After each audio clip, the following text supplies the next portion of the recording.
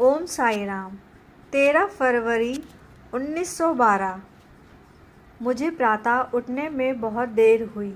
परिणाम स्वरूप मेरे सारे कार्यक्रम स्वाभाविक रूप से आगे टल गए। प्रार्थना के बाद मैंने उपासनी बाबा साहेब जोग और श्रीमती लक्ष्मीबाई कौजलगी ने पंचदशी की संगत की और द्वितीय अध्याय पूर्ण किया। फिर हमने साईं साहब में बाहर जाते हुए दर्शन किए और एक स्थानीय विद्यालय के शिक्षक की पुत्री के विवाह में गए।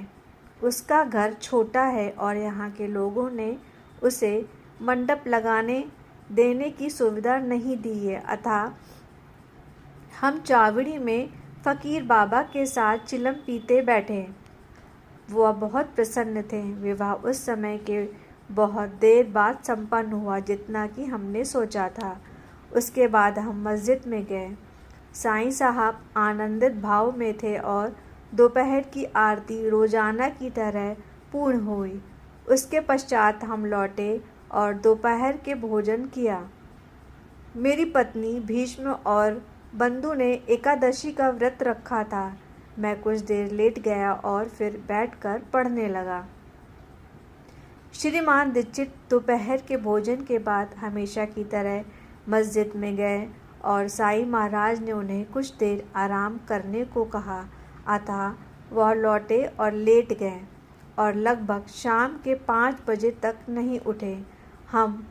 हमें परमामृत की संगत दादा केलकर के लाभ के लिए शुरू कर देनी चाहिए थी, परंतु उन्हें किसी बहुत ज़रूरी काम से बाहर जाना था, अतः दीक्षित ने रामायण पढ़ी और फिर हम मस्जिद गए।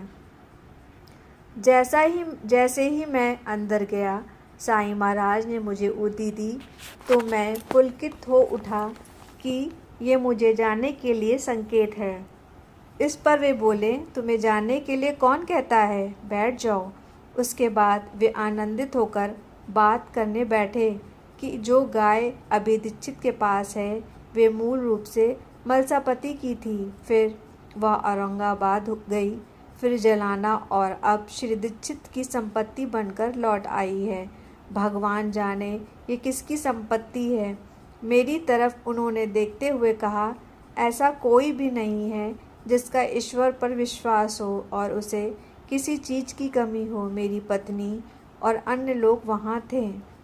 हम सब ने शाम को शहर पर उनके दर्शन किए। फिर वाड़ा में आरती हुई और बाद में शेज आरती।